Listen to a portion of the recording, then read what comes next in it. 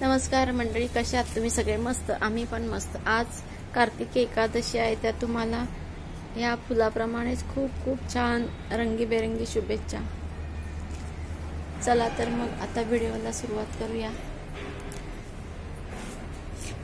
लाल गुलाब म्हणजे छोटा आहे, छोटी फुलं आहेत लाल गुलाबाची, पण मोठा नाही आहे, सुकून गेला तो, त्यामुळे दुसरा लाल गुलाबचं रोप आणलं बघू शकता। नाही व्हिडिओ घेते। ह्या 2 साड्या आईसाठी घेतलेल्या आहेत, हे बघा खूप छान आहेत, किती छान दिसतात। या मॅडम बघा किती एकदम आईच्या साड्या एकदम आनंदाने दाखवतात।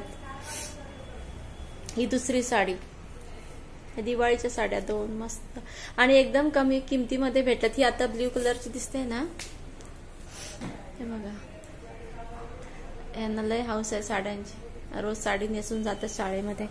ही ब्ल्यू कलरची आहे ना, फक्त 900 रुपयामध्ये साडी आहे।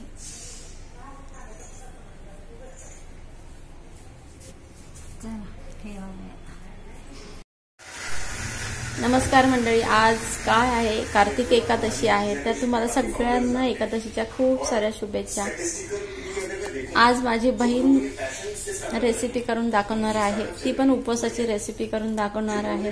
तिला खूप आवड आहे, त्यामुळे ती करते। आज तिने काय केलंय, बटाटे उकडून घेतलेले आहेत, थोडे जास्तच घेतलेले आहेत, 5-7 बटाटे उकडून घेतले, स्वच्छ धुवून घेतले होते आधी तिने, आणि थोडंसं मीठ टाकून उकडून घेतलेत, कारण बटाट्याला चांगली चव येते मीठ टाकल्यामुळं।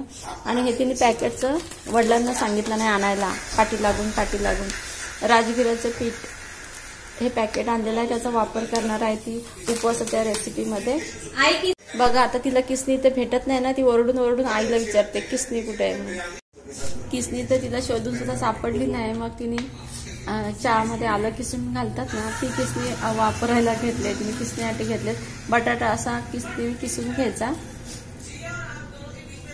कशा मॅडम किसतात ह्या, हे बघा दिसल्या, मी खूप प्रेमळ आहे पण आणि लाडाची लाडूली पण आहे, लास्ट नंबर आहे, त्यामुळे अशा पद्धतीने किसून घ्यायचं आहे। जी खोबरं किसायची किसणी असते ना, त्याने नाही किसायचं, दुसऱ्या कोणत्याही किसणीने किसू शकता तुम्ही, तसा बारीक स्मूथ बटाटा किसला जाईल असा पाहिजे। बटाटे किसून झाल्यानंतर त्याच्यामध्ये राजगिराचं पीठ घालायचं आहे, आणि तुम्ही जर कच्चा बटाटा साल काढून किसून घेतला तर त्याच्यामुळे जास्त क्रंची होतात। आम्हाला आता ऑप्शन नाही राहिला, त्यामुळे उकडलेले बटाटे आम्ही घेतलेले आहेत, कारण वहिनी सकाळी ऑफिसला जाताना बटाटे उकडून ठेवून गेली होती, आणि डबल मी उकडून ठेवले बटाटे, त्यामुळे डबल बटाटे झालेत, म्हणून आम्ही उकडलेल्या बटाट्याचं करतोय। 1 मूठ साबुदाणे घेतले, आता हे मिक्सरला फिरवून घ्यायचे आपल्याला। बारीक केलेलं साबुदाण्याचं पीठ ह्याच्यामध्ये टाकलेलं आहे। आता आम्ही याचं उपवासाचं काय म्हणतात, थालीपीठ पण नाव देऊ शकतो, किंवा कटलेट सुद्धा देऊ शकतो, जसं आम्हाला जमेल आकार द्यायला त्या पद्धतीने या रेसिपीचं नाव होईल। कारण ना कच्चा बटाटा किसून घेतला तर थालीपीठ थापता येतात, आता हे सॉफ्ट आहे, उकडलेला बटाटा आहे, त्यामुळे कटलेट सुद्धा छोटे छोटे करू शकतो, नाही तर थालीपीठ, दोन्हीपैकी एक काहीतरी करू। छोटे 2 चमचे जिरं आणि मिरच्या तुम्ही तुमच्या आवडीनुसार घेऊ शकता। जर कमी जास्त तिखट लहान मुलं खाणार असतील तर थोडं कमी मिरच्या घाला, जास्त तिखट आवडत असेल तर जास्त घाला, तुमच्या आवडीनुसार राहील हे।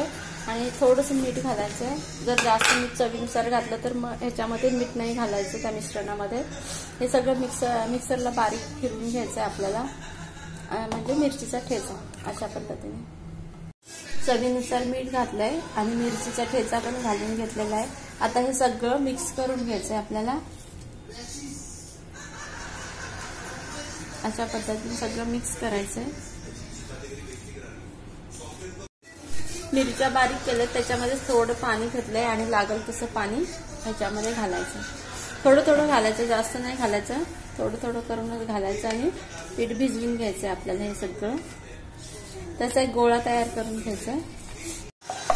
पिठाचा गोळा तयार केल्यानंतर 5 मिनिटं झाकून ठेवायचा सगळे मसाले मुरण्यासाठी, आणि त्याच्यानंतर मग असं प्लास्टिकच्या कागदावर थापून घ्यायचंय।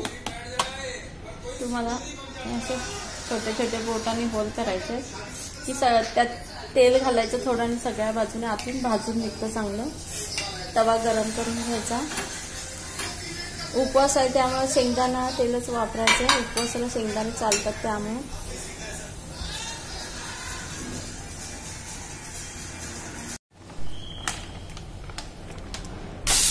हे बघा कसं केलं तुम्ही, तर मस्तपैकी व्यवस्थित टाकला.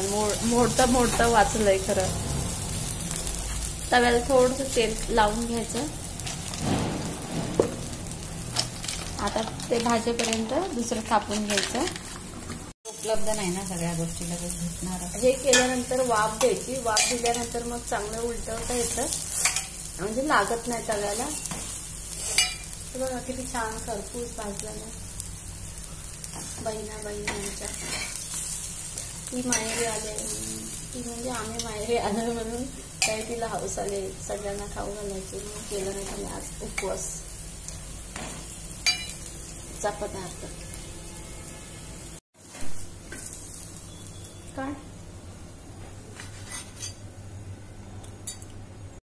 आज कार्तिक एकादशी आहे. सगळ्यांचे उपवास आहेत. सगळ्यांचे म्हणजे छोट्यांपासून मोठ्यांपर्यंत सगळ्यांचे उपवास आहेत. त्यामुळे खिचडी साबुदाण्याची, उकडलेले बटाटे घालून ही साबुदाण्याची खिचडी आहे. आता सगळे फराळ करायला बसणार आहे. हे बघा, हे देवाला नैवेद्य दाखवते खिचडी, आणि ते उपवासाचे थालीपीठ, दही आणि वेपर्स, या सगळ्यांनी फराळ करायला.